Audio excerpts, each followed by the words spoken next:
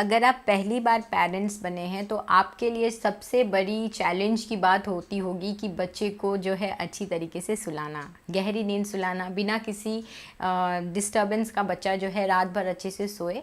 तो आज हम अपने इस वीडियो में इसी बारे में बात करने वाले हैं कि अगर आप नए पेरेंट्स हैं तो ऐसी क्या चीज़ें करें जिससे कि आपका बेबी जो है बहुत अच्छे से सोए।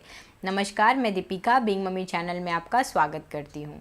बच्चे जो है कई बार जो है रात में उठते हैं, कई कारण होते हैं उन बच्चों के नींद जो है वो टूटने की। कई बार बच्चों को भूख लग जाती है, इस वजह से बच्चा जो है उठ जाता है। कई बार बच्चे की नैपी गीली हो जाती है, इस वजह से बच्चा जो है वो उठ जाते हैं। या फिर बच्चे को गर्मी या ठंडी लग रही है तो इस वजह से भी जो है बच्चे उठ जाते हैं। तो आज अगर हम कुछ ऐसे पैटर्न होते हैं, बच्चों के स्लीपिंग पैटर्न होते हैं, अगर हम उन्हें फॉलो करते हैं ना तो बच्चा जो है बहुत अच्छे से हेल्दी नींद सोते हैं। तो चलिए अब इस बारे में डिटेल में बात करते हैं।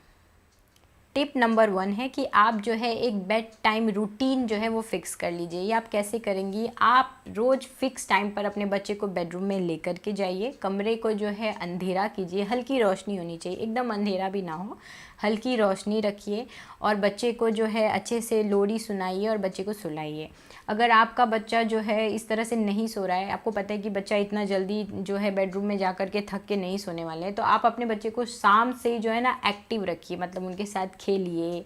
हो सके तो आप बच्चे को मसाज कीजिए, क्योंकि जब आप अपने बच्चे का मसाज करती है ना तो बच्चा जो है बहुत रिलैक्स फील करता है, उनका बॉडी जो है वो बहुत अच्छा फील करता है, जिसके बाद की नींद बहुत अच्छी आती है।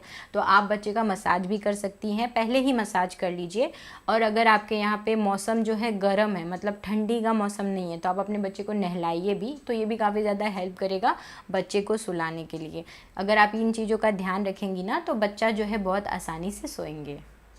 सुलाने से पहले आप हमेशा ध्यान रखिएगा कि आप अपने बच्चे का जो पेट है ना वो अच्छे से भर दें। मतलब अगर आपका बच्चा आपका दूध पी रहे हैं तो आप अपने बच्चे को अच्छे से अपना दूध पिलाइए ताकि उनका पेट भर जाए। या फिर अगर आपका बच्चा इस टाइम पर खाना खाता है तो भी आप ध्यान रखिएगा और स्ट्रिक्ट हो जाइएगा इस चीज़ को लेकर के कि खाना खाने के बाद ही सोना है। कई बार ऐसा होता है ना कि बच्चे कुछ एक्टिविटी कर रहे हैं, थक गए हैं और सो जाएंगे। तो जब बच्चा जो है इस तरीके से सोते हैं ना तो रात को उनके उठने के चांसेस होते हैं कि बच्चे की नींद जो है वो ख़राब हो जाएगी, क्योंकि भूख लगेगी तो बच्चे उठेंगे, उठना भी चाहिए। तो आपको क्या ध्यान रखना है कि बच्चे को अच्छे से खाना खिलाने के बाद ही सुलाइएगा। इस चीज़ को आप गांठ बांध लीजिए कि बिना खिलाए नहीं सुलाना है, अच्छे से पेट भर दीजिए, इससे बच्चे की नींद बिल्कुल ख़राब नहीं होगी। और अगर बच्चा अभी दूध पीते हैं तो भी आप अपना दूध पिलाइए, अच्छे से पेट भर के दूध पिलाइए, तो इससे बच्चे की रात को उठने की जो चांसेस है वो बहुत कम हो जाती है, उनकी नींद बहुत अच्छी होती है। तो आप इस ट्रिक को भी ज़रूर फॉलो कीजिएगा, इससे भी आपको काफ़ी हेल्प मिलेगी। नेक्स्ट टिप है कि आप अपने बच्चे को जब भी सोने के लिए लेके जाती है ना तो ये वाला जो एक मोमेंट होता है इसको थोड़ा सा मज़ेदार बनाइए, थोड़ा अच्छा बनाइए। थोड़ा ऐसा होना चाहिए कि बच्चा डरे नहीं कि अरे मम्मी अब मुझे सुला देगी, ऐसा वाला फील मत दीजिएगा। आप बच्चे को ना इंटरेस्टिंग कैसे बना सकती है सोने का जो तरीका है, बहुत ही इजी से स्टेप्स होते हैं। आप अपने बच्चे को ना लोरी सुनाइए, बच्चे को कहानी सुनाइए। अगर बच्चा जो है आपका कहानी समझ सकता है, इतने बड़े हो चुके हैं, तो आप उनको कहानी सुनाइए। या फिर लोरी तो हर एज ग्रुप के बच्चे को अच्छा लगता है। आप अपने बच्चे को बेडरूम में लेकर के जाइए, लाइट्स जो है उसको डिम कर दीजिए, बंद कर दीजिए, और फिर ना आप कमरे का जो टेम्परेचर है उसको सेट कर लीजिए। फिर आप अच्छी जो प्यारी सी लोरी होती है वो सुनाइए। तो बच्चे को ना ये बहुत इंटरेस्टिंग लगेगा, काफ़ी अच्छा भी लगेगा, काफ़ी शांत भी फील होगा और वो बहुत आसानी से सो जाएंगे।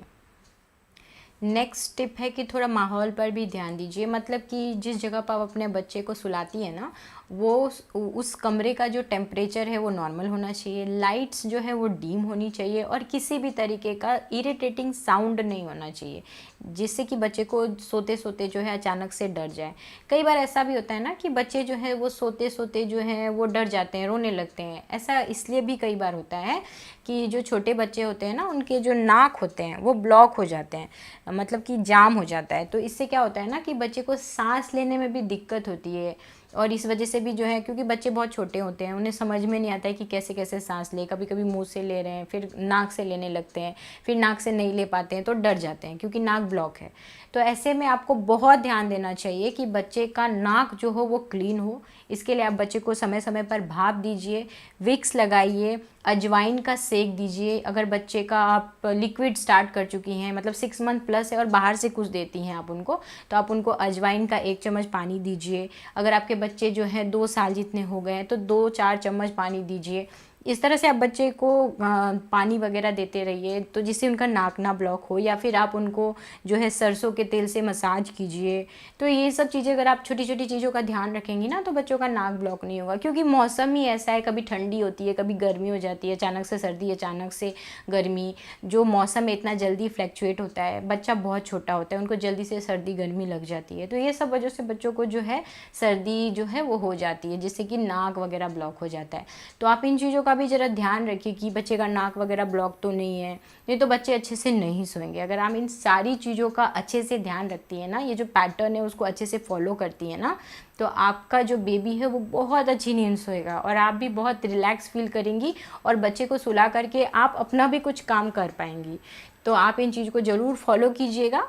और अगर आपके लिए वीडियो जो है वो इन्फॉर्मेटिव हो, आपको इस वीडियो से हेल्प मिले, तो लाइक ज़रूर कीजिएगा और साथ ही साथ आप इस वीडियो को अपने फ्रेंड्स और फैमिली में शेयर भी कीजिएगा।